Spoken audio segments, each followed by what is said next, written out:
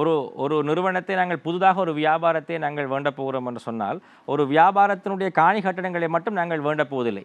அந்த வியாபாரம் இவ்வளோ காலம் இயங்கி இருக்கிறது, அந்த வியாபாரத்துக்கு ஒரு நன்மதிப்பு இருக்கிறது, அந்த வியாபாரத்துக்கு ஒரு ப்ரோசஸ் இருக்கிறது. நாளைய தினம் நீங்கள் அந்த வியாபாரத்தை வேண்டிய உடனடியாகவே உங்களால் இவற்றையெல்லாம் செய்ய முடியாது.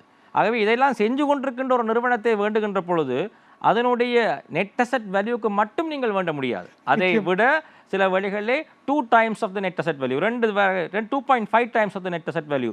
ஒரு வியாபாரத்தினுடைய பெருமதியை உணர்ந்தவன், பொட்டென்ஷியலை எதிர்காலத்திலே அந்த வியாபாரம் எவ்வளவு தூரம் செல்லும் என்பதை உணர்ந்தவன் எந்த விலை கொடுத்து வேண்டுகிறான் என்ற அடிப்படையில் தான் நாங்கள் பங்கு விலை எவ்வளோத்துக்கு போகிறது என்று நாங்கள் பார்க்குறோம். நீங்கள் சொன்னது போல் ஒரு பேனைக்கு 10 ரூபா வேல்யூ இருக்குன்னா 10 ரூபா வரைக்கும் போக முடியும்னா 10 ரூபா வரைக்கும் தான் போகலாம்.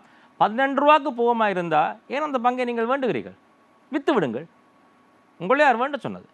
10 ரூபா பெறுமதி என்று நீங்கள் தீர்மானிக்கிறீர்கள். ஆகவே 10 ரூபா பெறுமதி வந்து விட்டது, சந்தோஷம், திருப்தி. ஆகவே இந்த இடத்துல நான் விற்பனை செய்துவிட்டு உழைத்த வருமானத்தை பெற்றுக்கொள்ள வேண்டும். 12 ரூபாய்க்கு இந்த பங்கை நீங்கள் வேண்டுகிறீர்களாக இருந்தால் உங்களுக்கு தெரியாத ஒன்று இன்னொருத்தருக்கு தெரிந்திருக்கிறன்ற அர்த்தம். அந்த 12 ரூபாய்க்கு அந்த விலை போகுது என்று சொன்னால், அல்லாவிட்டால் அவன் ஒரு பிழையை செய்கிறான், நீங்கள் அந்த பிள்ளைக்கு பின்னால் செல்ல வேண்டிய அவசியம் இல்லை. நீங்கள் உங்களுடைய பங்குகளை விற்பனை செய்து லாபத்தை பெற்றுக்கொள்ளலாம். ஆகவே ஒரு பங்குக்கு ஒரு விலை இருக்கிறது. அந்த விலையை தாண்டி போகின்ற பொழுது ஓவர் ப்ரைஸ்ட், ஓவர் வேல்யூடுன்னு நாங்கள் சொல்லுவோம்.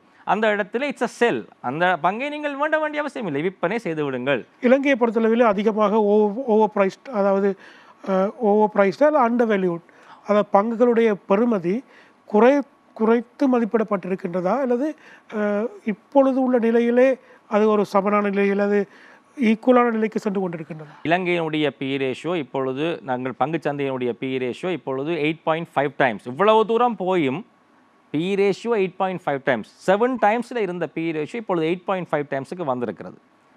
இதுவே இந்தியாவாக இருந்தால் 25 times. இது Bangladesh 14 times, Vietnam 14 times, Pakistan மட்டும் 7.5 timesல இருந்தது. கடந்த வாரம் நீங்கள் பார்த்திருப்பீர்கள், கடந்த 3 மாதங்களிலே பாகிஸ்தான் பங்குச்சந்தையினுடைய அபரிவிதமான வளர்ச்சி 80% லாபத்தை முதலீட்டாளர்களுக்கு கொடுத்தது.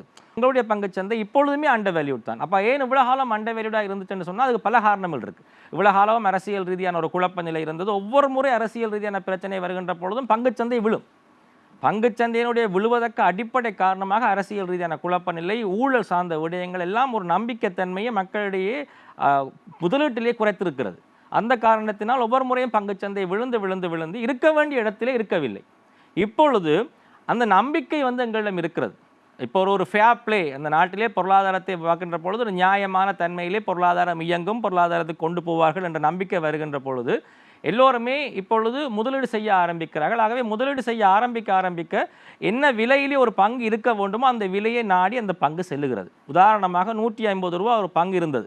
ஒரு வங்கி 150 ரூபா செப்டம்பர் மாதம் 7ஆம் தேதி நினைக்கிறேன் 155 ரூபாய் மில்லியன் கணக்கிலே அந்த பங்குகளை விற்பனை செய்தார்கள். 150 ரூபாய்க்கு வந்தது. இன்று 308 ரூபா அந்த பங்கினுடைய விலை. 100% வளர்ச்சி, அதுவும் சின்ன பங்கல். அது மிகப்பெரிய ஒரு வங்கி, மிகப்பெரிய ஒரு வங்கியினுடைய விலை 100% அதிகரித்திருக்கிறது. ஏன் என்று சொன்னால் 100% வீழ்ச்சி அடைந்திருக்கின்ற பொழுது அந்த நேரத்தில் நியாயமற்ற முறையிலே அந்த பங்கு அந்த விலையில் இருந்திருக்கிறது. இப்பொழுது ஒரு நியாயமான ஒரு சூழ்நிலை உருவாகிறது. ஆகவே நியாயமான விலைக்கு அது போக வேண்டும் என்று பார்க்கிறது. இதுதான் பங்குச்சந்தையில் நடக்கிற ஒரு விடயம். உங்களை பொறுத்தளவில் இந்த அதிகரிப்பு இன்னும் அடுத்த கட்டத்துக்கு போகும் என்று எதிர்பார்க்கின்றீர்கள்? நிலைமை இவ்வாறு இருக்கின்ற பொழுது இலங்கையினுடைய பொருளாதாரம் சரியாக செல்லுகிறது. அரசியலிலே எந்த ஒரு பிரச்சனையும் இல்லாமல் போகிறது. மிக முக்கியம் அரசியல் பின்னணி. எந்தவிதம் பிரச்சனை இல்லாமல் போகிறது என்றால் நீங்கள் 15,000 பேசினோம், 15,500 பேசுகிறோம், 16,000 பேசுவோம். இன்னொரு வாரத்திலே 17,000 போகலாம். 20,000 2025ஆம் ஆண்டு முடிகின்ற பொழுது 20,000 நாங்கள் தொடுவோம் என்று பல நிதி வல்லுநர்கள் சொல்லுகிறார்கள், பல நிதி நிறுவனங்கள் சொல்லுகிறது, ஆலோசனை செய்கின்ற நிறுவனங்கள் சொல்லுகிறது. காரணம் என்னவென்று சொன்னால் ஏற்கனவே சொன்னது போல் எங்களுடைய நாட்டினுடைய பி ரேஷியோ இன்னும் 8.5 டைம்ஸில் தான் இருக்கிறது. ஒரு 12 டைம்ஸ் வரைக்கும் போகலாம். 12 டைம்ஸுக்கு எங்களுடைய நாட்டினுடைய பிஇ போக வேண்டுமாக இருந்தால் 20,000க்கு போக வேண்டும்.